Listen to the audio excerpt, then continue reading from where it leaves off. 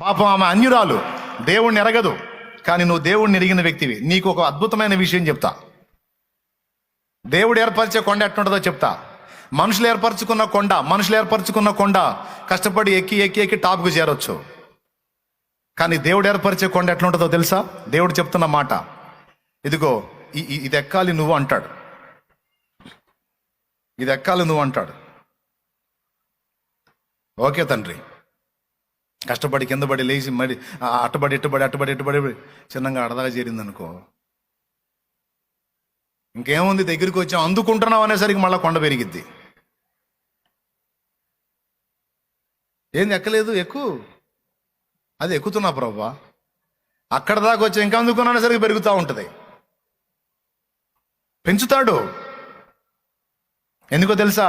నువ్వు శిఖరాగ్రానికి చేరి కూర్చున్నావు అనుకో, తర్వాత దిగటమే ఉంటుందని దేవుడికి తెలుసు. శిఖరాగ్రానికి చేరి కూర్చున్నావు అనుకో, ఇక నెక్స్ట్ ఏంటి? దిగటమే అవుతుందని తెలుసు ఆయనకి. అందుకని తన భక్తులకు ఏం చేస్తాడో తెలుసా? నువ్వు ఎక్కే కొద్దీ కొండ పెరుగుతూ ఉంటుంది. నీ విజన్ని, నీ దర్శనాన్ని, నీ భారాన్ని పెంచుతూ ఉంటాడు. పెంచుకోమని చెబుతాడు. ఏంది 50 మందేనా? 50 మందే? లేదు, నీకు ఎక్కువ కృప ఇస్తాను. 100 మందిని పట్టగలవు పదా. 100 మంది అయింది ప్రభా. 100 మందేనా? నీకు ఎక్కువ కృపనిస్తా. 1000 మందిని పడదు కాని పదా. 1000 మంది అయ్యారు ప్రభా. 1000 మందేనా? నీకు ఎక్కువ కృపనిస్తా. 10,000 మందిని పడదు కాని పదా.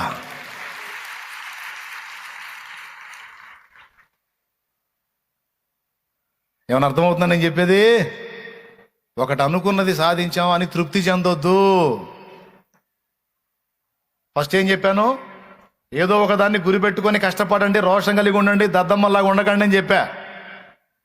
ఆ గురిని సాధించే రందిలో ఏ ఆకర్షణలో కూడా నేను గెలవవు. అందుకే నేను ఫైనల్గా చెప్పేది ఏంటంటే, ఈ ఆకర్షణలలో, ఈ ఉచ్చులలో చిక్కుపడకుండా తప్పించుకోవాలి అంటే పరుగు పందెంలో నువ్వు పరిగెత్తుతూ ఉంటేనే మంచిది.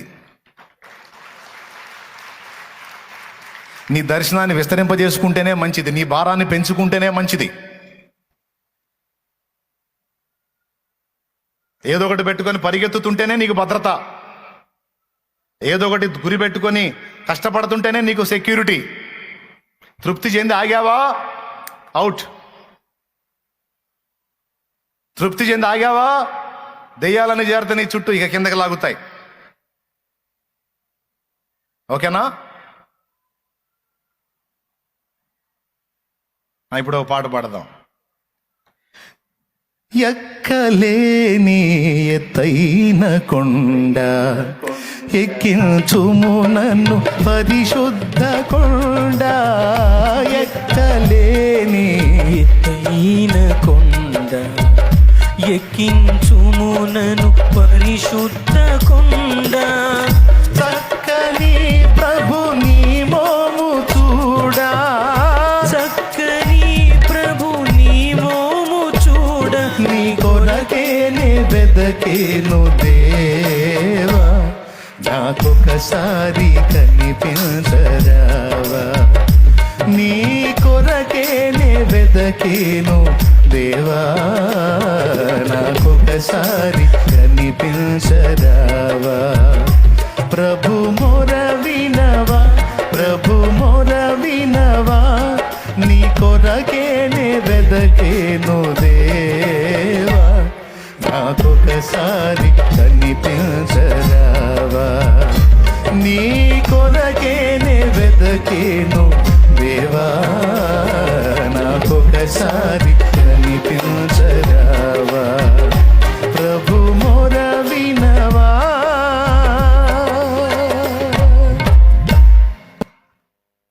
ఒకసారి మీ జీవితాన్ని మీరు ఆలోచించండి. నీకు ఏ గురి లేదు, ఏ భారం లేదు. అసలు ఏంది, ఎట్లా గడుస్తుంది నీకు రోజు?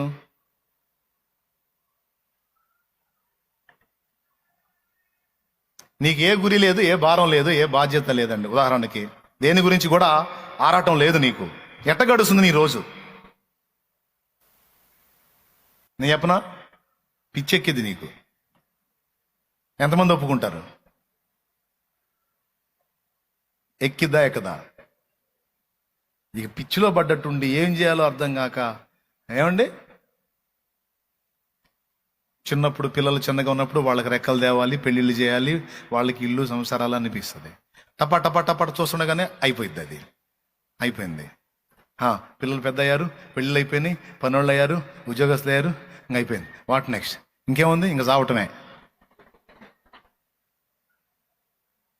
నేను చెప్పేది వాస్తవం అండి.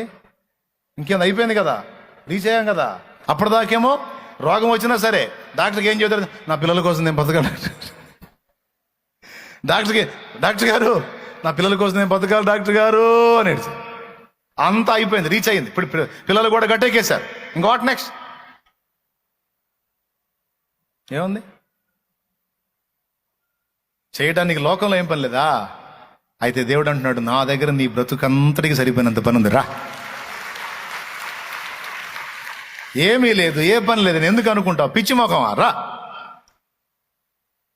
నీ ద్వారా నేను ఆత్మని రక్షించుకుంటాను, నా పరిచర్య చేద్దు గాని రా, ప్రార్థన గుంపుల్ని తయారు చేద్దు గాని రా, అనేక ప్రాంతాలు దర్శిద్దు గాని రా, అనేక ఊళ్ళు తిరుగుతూ గాని రా, నీ బంధుజనాల దగ్గరికి నీ పంపిస్తారా? పోయి వాళ్ళకి చెప్పు, వాళ్ళని పట్టుకో, సాక్షిగా నిలువు, అనేక ప్రాంతాలు తిరుగు. ఇప్పటిదాకా నీ కోసం, నీ పిల్లల కోసం కష్టపడ్డావు, ఇప్పటిదాకా నీ కోసం, నీ ఇంటి కోసం, కేవలం నీ ఫ్యామిలీ కోసం కష్టపడ్డావు, గట్టెక్కారు. ఇప్పుడు రా, ఇప్పుడన్నారా రా రా, పూర్తి కాలం. ఇక నా దగ్గర రిటైర్మెంట్ లేదు. చాలా మంది జాబ్స్ చేస్తారు, రిటైర్ అవుతారు. What next? ఇక చావటమే. చచ్చిందాకా, ఏదో మంచి కంపెనీ జబ్బు వచ్చిందాకా ఖాళీగా కూర్చొని ఆలోచిస్తే ఎదురు చూడటమే. ఇంకా ఏం కంపెనీ జబ్బు రాలేదు ఏందబ్బా అని. దేనికి? పోవటానికి. No no no no no no no no no. Yesayya సేవలో రిటైర్మెంట్ లేదు, యేసయ్య ఇచ్చే జాబులో రిటైర్మెంట్ లేదు, ఆడవాళ్ళకి లేదు, మగవాళ్ళకి లేదు. బతికినంత కాలం నువ్వు చెయ్యి, నీ ఓపిక, పరిగెత్తు. 40 ప్రాంతాలు తిరిగావు, కట్టావు, 40 ప్రాంతాలు గురిపెట్టుకో. నా ప్రాణం పోయే లోపు 40 ప్రాంతాలను చుట్టుముట్టాలి, 40 ప్రాంతాల్లో దేవుని సంఘాలు కట్టబడాలి, 40 ప్రాంతాలని నా ప్రభు చేతికి అప్పచెప్పి ఎక్కాలి. నా తండ్రి నాకు రథం పంపిస్తాడు. నా ప్రాణం పోయేటప్పుడు నా తండ్రి నాకు రథం పంపిస్తాడు. నేను రథం ఎప్పుడు ఎక్కాలో తెలుసా? ఇప్పుడు 4 ప్రాంతాలు ప్రభావితం చేసి, ఇంకా 40 ప్రాంతాలు ప్రభావితం చేసి, అప్పుడు నా తండ్రి పంపిస్తాడు. అప్పుడు ఎక్కిపోతారు రథము పైన.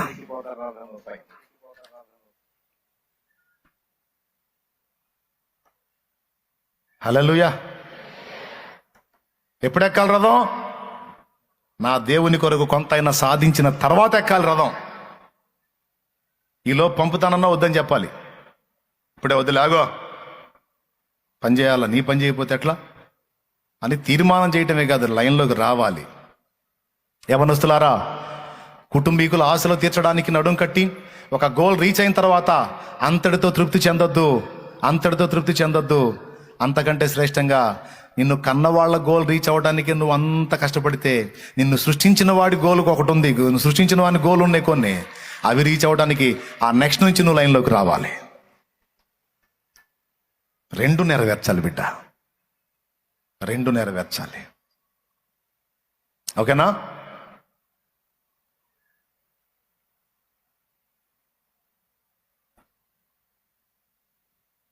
ఇంక ముగించేద్దా? లాస్ట్ మాట ఒక ముక్క చెప్పి ముగిస్తా. ఫ్యామిలీ గోల్ అంటే, కుటుంబానికి సంబంధించిందంటే, ఇప్పుడు రిక్షా బండి ఆయన కూతురు కలెక్టర్ కావాలి, ఆశ తీరింది, ఇక ఆయనకి తృప్తి. సరే, అది పక్కన పెట్టేద్దాం. నీ తల్లిదండ్రులు ఏం కోరుకుంటారు నీ గురించి? నీకేం గోల్ చెప్తారు? అమ్మా నువ్వు మంచి జాబ్ సంపాదించాలి, లేకపోతే అయ్యా నువ్వు మంచి జాబ్ సంపాదించాలి, నువ్వు మంచిగా వివాహం చేసుకోవాలి, నువ్వు మంచిగా కుటుంబ జీవనాన్ని కలిగి ఉండాలి, నువ్వు అలా ఉండాలి, ఇలా ఉండాలి. నీ ఫ్యామిలీ ఏదో నీకు చెప్తారు. లేదా నువ్వు దేవుని సేవ కోసం నిలబడ్డ వ్యక్తివైతే, అమ్మా నువ్వు దేవుని సేవ చేయాలి, అయ్యా నువ్వు దేవుని సేవ చేయాలి, నువ్వు ఇన్ని ఆత్మలు రక్షించాలి, నువ్వు అనేక జీవితాలని కట్టాలి, నా వల్ల కాలేదు, నా కడుపును పుట్టిన నువ్వన్నా దేవుని పని చేయాలని ఏదో నీకు చెప్పే పని నీకు చెప్తారు వాళ్ళు. నీకు ఇచ్చే గురి నీకు ఇస్తాను నీ ఫ్యామిలీ. ముందు భౌతికంగా చెప్తున్నా, యవనస్తుడా నువ్వు చెప్పు, మీ నాన్న ఏం కోరాడు? యవనస్తురాలా నువ్వు చెప్పు, మీ నాన్న మీ అమ్మ ఏం కోరారు నీ గురించి? చదువుతున్న నిన్ను ఏం కమ్మని ఆశించారు? ఎవరన్నా చెబుతారా? యవనస్తురాళ్ళు ఏం సిగ్గుపడద్దు. మా నాన్న నేను ఇంత చదివి ఇలా కావాలని చాలాసార్లు నాతో చెప్పాడన్నా అని ఎవరన్నా చెప్తారా? నా తల్లి ఇలా ఆశించింది, నేను ఫలానా ఉద్యోగం సాధించాలని, నా తండ్రి ఇలా ఆశించాడని ఏ యవనస్తుడైనా చెబుతాడా? థ్యాంక్ యూ నాన్న. ఏ చెప్పు.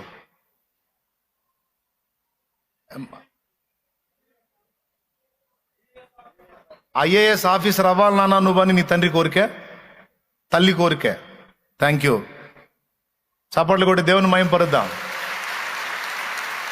Thank you. కూర్చోనాన్న. ఆడపిల్లలు ఎవరు లేవలేదు, మీ అమ్మ ఏం చెప్పలేదా నీకు? ఇంత సిగ్గుపడితే నువ్వేం సాధిస్తాలే చెప్పు మరి.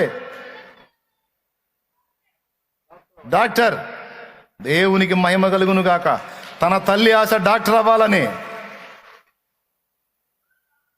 డాక్టరా దేవునికి మహిమ. చెప్పురా తల్లి. IAS officer, right. Software engineer,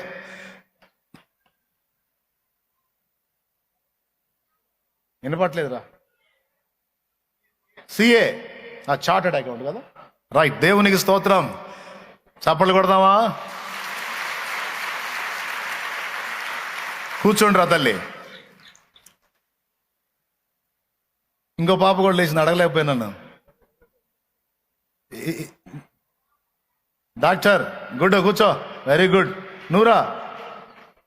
వినపట్ల. నువ్వు సేవకా? రైట్. దేవునికి మహిమ. నువ్వు సాఫ్ట్వేరా? Very good. కూర్చో. దేవునికి స్తోత్రం. రైట్. మీరు కూడా అలాంటి ఆశ కలిగి ఉన్నారు. నువ్వేమో కోరుకున్నావు? సేవ, రైట్. దూరంగా లేచారు. సేవ, దేవునికి మహిమ. సేవ. కొట్టు. కూర్చోండి నాన్న. చెప్తా, కూర్చోండి తల్లి. దూరంగా కూడా లేచారు. మీ ఆశలు కూడా నా తండ్రి తీర్చును గాక. ఆమెన్. సరే, ఒక మాట చెప్పని. చెప్పు నాన్న. 4 కుటుంబాలను బ్రతికించేవాడివి కావాలని. రైట్. కూర్చో. దేవునికి మహిమ కలుగును గాక. సరే, ఇప్పుడు యవనస్తులు లేచారు. యవనస్తుల హృదయాల్లో ఆశలు ఉన్నాయి. థ్యాంక్ యూ నాన్న. కూర్చోండి, చెప్తా. మీకు కూడా ఏవో గోల్స్ ఉంటాయి కదా, దేవుని సేవ. కూర్చోండి. ఇప్పుడు యవనస్తులందరి హృదయాల్లో తల్లిదండ్రి చెప్పినటువంటి మాటలు, కొన్ని గోల్స్ ఉన్నాయి. అవి పెట్టుకొని వాళ్ళు బ్రతుకుతున్నారు. వాటిని సాధించాలని కష్టపడతా ఉన్నారు. అయితే వాటిని సాధించే దృష్టి నిజంగా వాళ్ళకి ఆ రోషం, ఆ పట్టుదల ఉంటే, ఈరోజు యవనస్తులు బలవుతున్న వాటికి వీళ్ళు బలి కారు. ఈరోజు యవనస్తులు ఆకర్షింపబడుతున్న వాటికి వీళ్ళు ఆకర్షింపబడరు. ఎందుకంటే వాళ్ళు కలిగి ఉన్న లక్ష్యము నిజమైతే, ఆ పట్టుదల గట్టిదైతే, ఎన్ని చుట్టుముట్టినా, యవనేచ్ఛలు రెచ్చగొట్టినా వాటికి క్యాచ్ ఎవరు? వాళ్ళు అనుకున్న, తల్లిదండ్రి కోరిన కోరిక నెరవేర్చడానికి దాన్ని మాత్రమే వాళ్ళ కళ్ళ ముందు పెట్టుకొని సాగిపోతూ ఉంటారు. ఇప్పుడు వాళ్ళైతే ఆశగా లేచారు, ఇలా కావాలని. మరి చివరి వరకు గమనించాలి వాళ్ళు ఏమవుతారో అనేది. చాలామంది ఇలాగా అని ఆశించి అవుదాం అనుకొని, చివరికి ఒకటి అవుదాం అనుకుని ఇంకొకటి అయినటువంటి పరిస్థితులు కూడా మనం చూస్తున్నాం. కానీ ఈ బిడ్డలైతే, ఇప్పుడు ఇక్కడ ఉన్న బిడ్డలు, నా బిడ్డలు, ఆత్మీయ బిడ్డలు అందరూ కూడా తల్లిదండ్రులు వారు ఆశించిన స్థితిలో వాళ్ళు అలాగా అభివృద్ధి చెందాలని మనస్ఫూర్తిగా నేను కోరుకున్న నా ప్రభు నామాన్ని బట్టి దీవిస్తున్నా. దేవుని వాక్యం ఉండనే ఉంది. నీకు పుట్టిన వారిని నేను ఆశీర్వదిస్తాను, తలగా ఉంచుతాను కానీ వాళ్ళని తోకగా ఉంచనని నా తండ్రి మాట్లాడాడు. చాలామంది భక్తుల పిల్లలు ఈరోజు ఉన్నతమైనటువంటి హోదాలలో ఉన్నారు.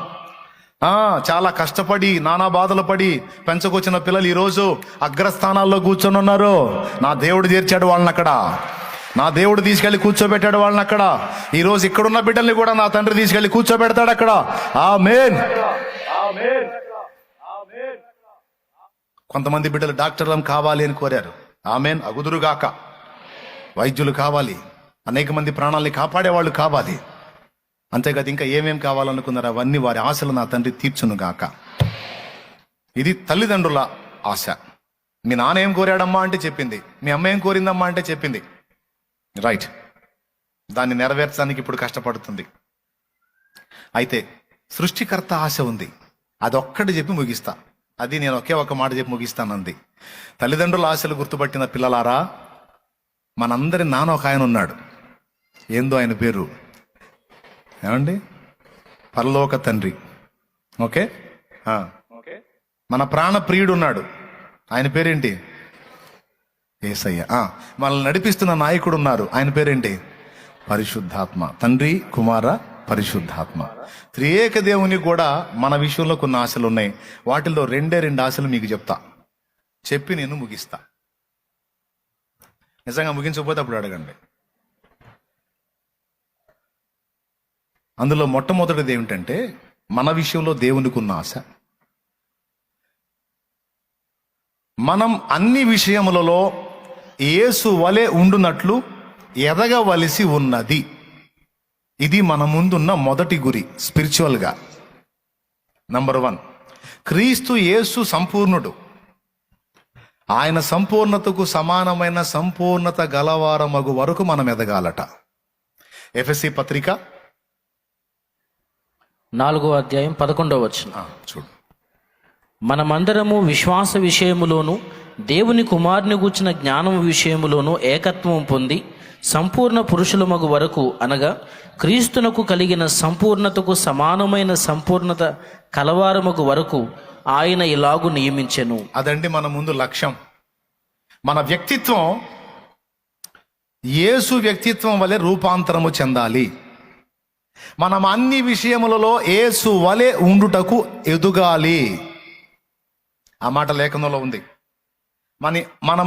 మనమందరము, అది కాదు నాన్న, మనం అన్ని విషయములలో యేసు వలె ఉండునట్లు ఎదుగుదము అనే మాట ఉంటుంది. చదువు 15వ చదువు. ప్రేమ కలిగి సత్యము చెప్పుచు క్రీస్తు వలె ఉండుటకు మనం అన్ని విషయములలో ఎదుగుదము. అదమ్మా, దాన్ని కొట్టమ్మా, అండర్లైన్. అదమ్మా మన గురి. ఎదగాలి, మనమంతా ఎదగాలి, యేసు రూపము దాల్చనెదగాలి. ఎదగాలి, మనమంతా ఎదగాలి, యేసు రూపము దాల్చనెదగాలి. ఎంతవరకంట? యేసయ్య రూపము దాల్చునందరు. మీకు తెలియదు, చాలా పాటల్లో భక్తులు ఇదే చెప్పారు. మీరు పాడతారు, కానీ ఒరే నేను ఆ మెట్టుకి ఎదగాలి కదా అన్న పాయింటే మర్చిపోయేటట్టు చేస్తాడు సైతాన్. చాలాసార్లు పాడారు మీ పాటలో. ఇప్పుడు నేను ఎత్తుకోగానే వెంటనే కనెక్ట్ అవుతారు చూడు. యేసులాగే ఉండాలని, యేసుతోనే నడవాలని, యేసులాగే ఉండాలని, యేసుతోనే నడవాలని, నిలవాలని, గెలవాలని, నిలవాలని,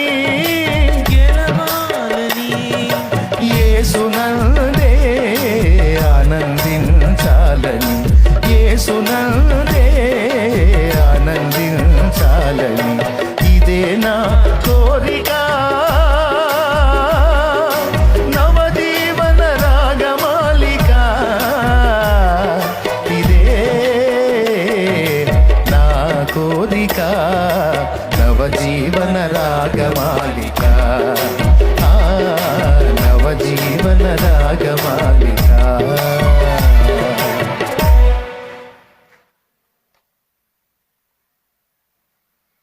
ఏది మళ్ళీ పాడండి చరణం. ఏసులాగే ఉంటాం ఏంది అంటే, మన ముందున్న ఛాలెంజ్ ప్రేమించుటలోనూ, క్షమించుటలోనూ, సహించుటలోనూ, త్యాగము చేయుటలోనూ, ఆదరించుటలోను, మంచితనములోను, భక్తి విశ్వాసాల విషయంలోను, అన్ని విషయములలో, సత్యం విషయమైన రోషములోను యేసు వలె ఉండున్నట్లు మనం ఎదగాలి. ఇది మన ముందున్న నంబర్ 1 గోల్, లక్ష్యం. ఇది మనం రీచ్ అవ్వాలి. ఇది మనం కళ్ళ ముందు పెట్టుకుంటే ప్రతి విషయాన్ని మనం అబ్జర్వ్ చేసుకుంటూ ఉంటాం. ఇక్కడ నేను యేసులాగా ప్రవర్తిస్తున్నానా, లూసిలాగా ప్రవర్తిస్తున్నానా? లూసి అంటే సైతాన్. నేను యేసులాగా ప్రవర్తిస్తున్నానా, లూసిఫర్ లాగా ప్రవర్తిస్తున్నానా? నేనున్న ఈ సిచ్యువేషన్లో ప్రభు ఉంటే ఎలా ప్రవర్తిస్తాడు, మరి నేను ఎలా ప్రవర్తిస్తున్నాను? అనేది ఆలోచించుకుంటూ చాలా విషయాల్లో మనం బ్యాలెన్స్ అవుతాం. యేసు వలె ప్రవర్తించుటకు, యేసు వలె ఉండుటకు, అన్ని విషయములలో ఎదుగుదాము అంటే అర్థం అది.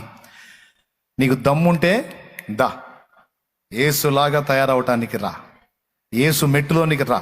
ఇది మన ముందు దేవుడు ఉంచిన అద్భుతమైన ఛాలెంజ్. మనం ఎక్కాల్సిన ఎత్తైన కొండ అది. పౌలు అన్నాడు, నేను క్రీస్తును పోలి నడుచుకొనుచున్న ప్రకారము మీరు కూడా నన్ను పోలే నడుచుకొనుడి. అది యేసులాగా ఉండునట్లు, అంటే పరిపూర్ణత మన మొదటి గురి.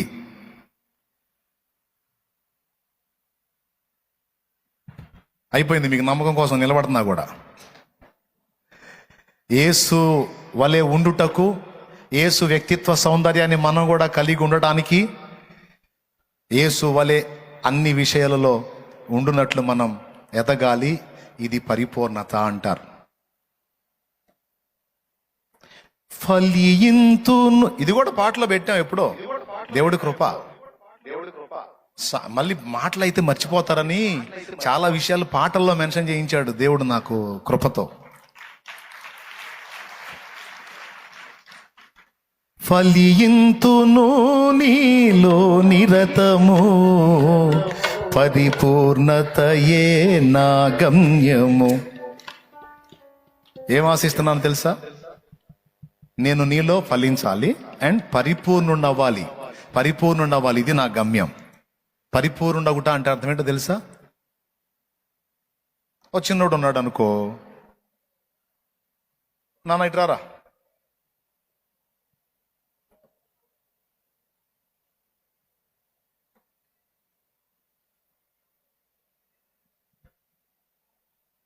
ఇది ఎక్కినాను, అక్కడ ఎక్కి నిలబడినాను.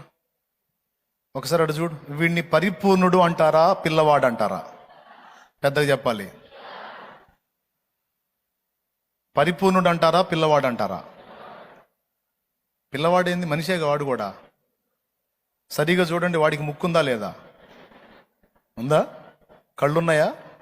చేతులు, కాళ్ళు, తల, పొట్ట భాగం అన్నీ ఉన్నాయిగా. ఇప్పుడు వాడు అన్ని అవయవాలు కలిగిన పరిపూర్ణుడా కాదా? అన్ని అవయవాలు కలిగిన పరిపూర్ణుడా కాదా? పరిపూర్ణుడా కాదా? అన్ని అవయవాలు ఉన్నాయి కానీ పరిపూర్ణుడు కాదు. ఎందుకంటే ఆ అవయవాలు వాడికి ఉన్నాయి కానీ అవి పని చేయడానికి తగినంతగా ఎదగల. అర్థమైందా? అవి పని చేయడానికి తగినంతగా ఎదగల. ఇప్పుడు వాడి చేత నేను ఈ పక్క పడతాను, ఆ పక్క పట్టురా దీన్ని పట్టామనుకో, వాడి కనీసం 5 కన్నా లెగుసుద్దా పైకి? ఇది లేచిద్దా? అంటే కాళ్ళు చేతులు ఉన్నాయిగా. మరి చెప్పండి, పరిపూర్ణత అంటే అది. నువ్వు యేసులో పుట్టావు, నేను యేసులో పుట్టాను. యేసులో పుట్టి ఎలా ఉన్నారు చాలామంది. అర్థమైందా? యేసులో ఇలా ఆగిపోకూడదు, యేసులో ఇలా తయారు కావాలి. నువ్వు అలానే ఉండరా. ఇప్పుడు వీడు అపరిపూర్ణుడు అన్న, మరి వీడు కూడా అపరిపూర్ణుడేనా? వీడు కూడా పిల్లోడేనా? మరి వీడెవడు? వీడు పెద్దోడు. వీడినేమంటారు మీరు? పిల్లోడు అంటారా పెద్దోడు అంటారా?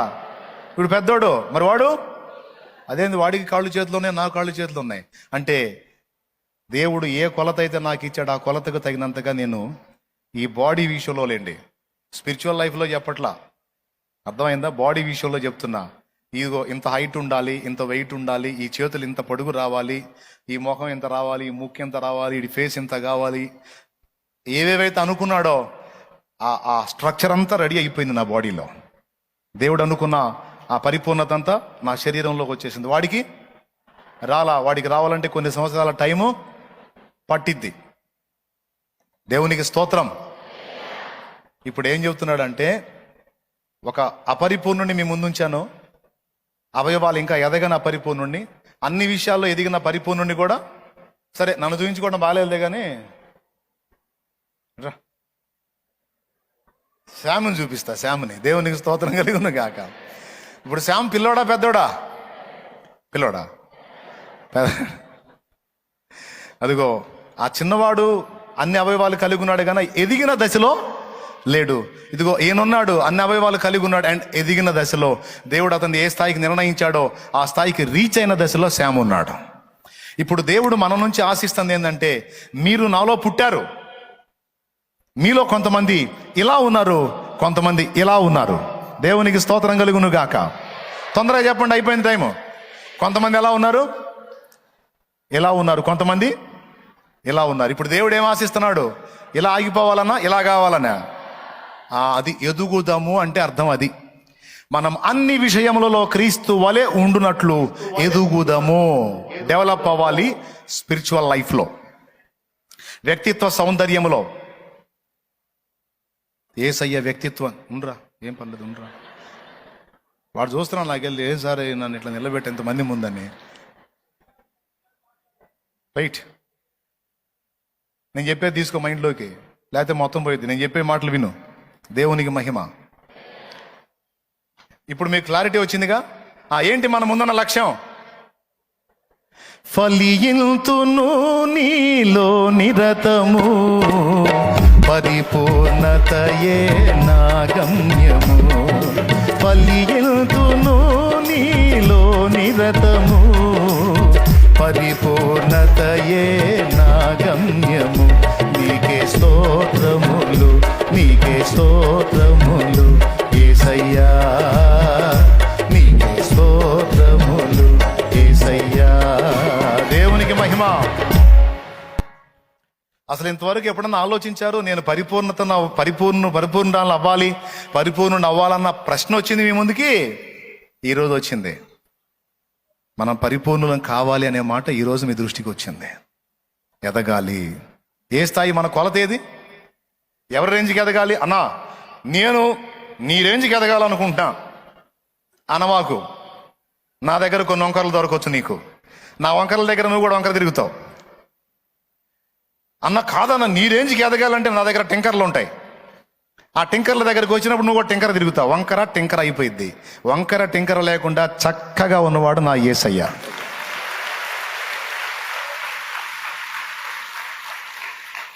ఇంకా నీకు దమ్ముంటే అన్నను కూడా మించిన పరిపూర్ణతలోకి నేను వెళ్ళాలి అని ఛాలెంజ్ చేసుకొని సాగు ముందుకి. అన్నను కూడా మించిన పరిపూర్ణతను నేను సాధించాలి.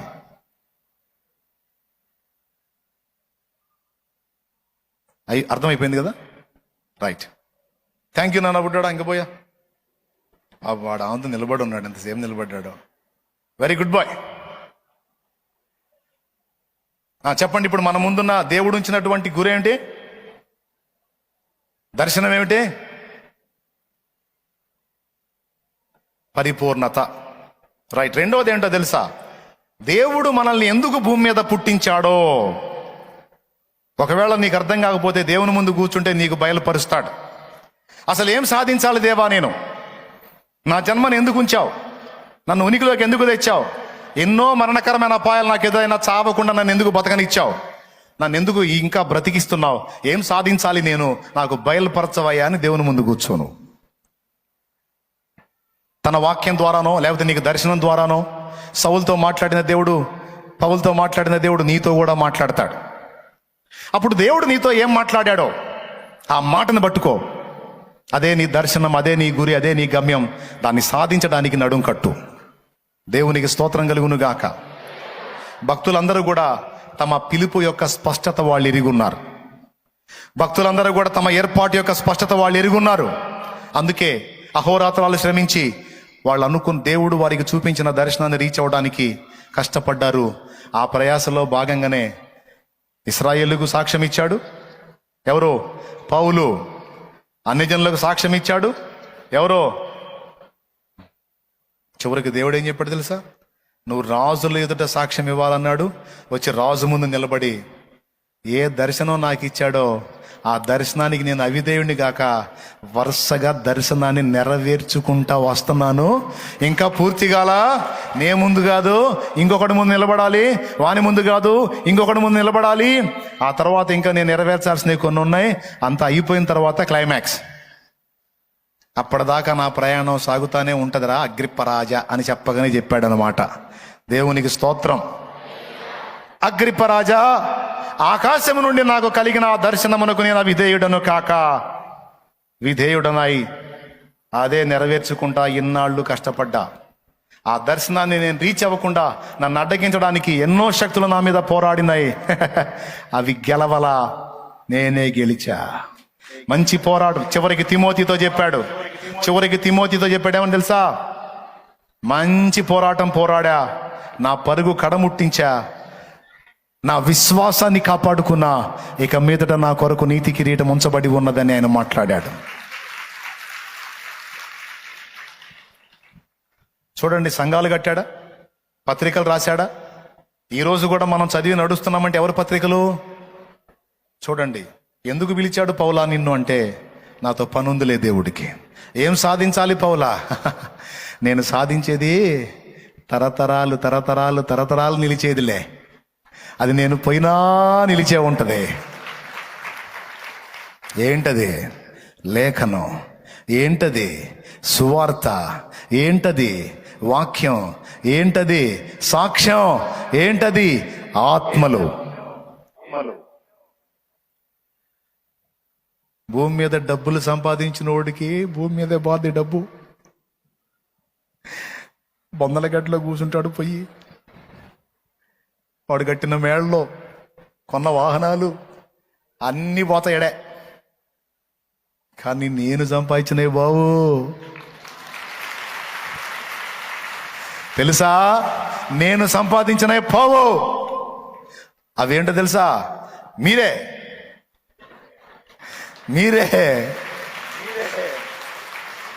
ఎడికి పోతారు? పైకి పోవన్నా? పైకి పోయి ఎడిపోతారేంది? మొత్తం ఆడు ఉంటారు స్టాకు. నేను సంపాదించిన సరుకు, నేను క్రీస్తు కొరకు పట్టుకున్న సరుకు, నేను బాప్తిస్మం ఇచ్చి యేసయ్య చేతికి అప్పగించిన సరుకు మొత్తం ఈ లిస్టులో అక్కడ ఉంటదే. అదే నేను ఈ పని చేయకుండా ఈ పని చేస్తే, నేను ఈ పని చేయకుండా ఈ పని చేస్తే ఏమండి, ఆస్తుల సంపాదన మీద, అంతస్తుల సంపాదన మీద, పేరు ప్రఖ్యాతుల మీద మనసు పెడితే ఏం జరిగేది? పేరు ప్రఖ్యాతులు ఏడే పోతాయి, ఆస్తులు అంతస్తులు ఏడే పోతాయి. ఏదన్నా వచ్చింది ఆడికి రాదు. కానీ ఈరోజు నేను కష్టపడ్డది ఖచ్చితంగా శాశ్వతంగా నాకు వచ్చింది. ఈ ప్రతిఫలం శాశ్వతమైంది, నాకు నిత్యమైనది, నాకు అందుకే కష్టపడ్డా. కుటుంబానికి పోషించుకోవాలి, నిలువ నీడ కావాలని కొన్ని అల్పమైన వాటి కోసం కొంతవరకు టైం కేటాయించి వాటిని ఒక పక్కకు పెట్టేసి ఇప్పుడు పూర్తిగా ఈ రందిలోనే ఉన్నా. ఎంతమందికి అర్థమైందో ఏమో మరి. నిజంగా అర్థమైందా? ఇప్పుడు చెప్పు. శాశ్వతంగా నిలిచేదేదో దానికోసం కష్టపడు. దేవుని ముందుకు పోయి కూర్చో, దేవుని పెనుగులాడు, దేవుడే నీకు బయలుపరుస్తాడు, నీ చేత పని చేపిస్తాడు. అది శాశ్వతంగా నిలిచి ఉండే పని. పౌలు సాధించింది శాశ్వతమైంది. ఈరోజు నేను ప్రయాసపడేది కూడా అక్షయమైన దానికోసంగా, అక్షయమైపోయే దానికోసం కాదు, అక్షయమైన దానికోసం. దేనికోసం? ఇంతమందితో అనుబంధం ఏర్పడింది. ఇది క్షయమైపోదు, ఇది అక్షయానుబంధం. ఏ షాలేం రాజు అనేవాడు బాప్తిస్మం ఇచ్చిన వాళ్ళందరూ రండి లైన్లోకి అంటాడు. మొత్తం వస్తారు. ఏడిపోతారు? ఏమండి, ఎవరెవరిని రక్షించారో మొత్తం రండి అంటే మీరు వస్తారు, మిమ్మల్ని రక్షించిన వాళ్ళు వస్తారు, నేను వస్తాను, మొత్తం నిలబడతాం అక్కడ. నీ మహిమను ధరించిన పరిశుద్ధులు నా కంటబడగానే, నీ మహిమను ధరించిన పరిశుద్ధులు నా కంటబడగానే, ఏమవుదునో నేనేమవుదునో, ఏమవుదునో నేనేమవుదునో, పడో, ఏమవుదునో నేనేమవుదునో, ఏమవుదునో నేనేమవుదునో, ఎవరు సమీపించలేని తేజస్సులో నివసించు నా యేసయ్యా, ఎవరు సమీపించలేని తేజస్సులో నివసించు నా యేసయ్యా. దేవునికి మహిమ.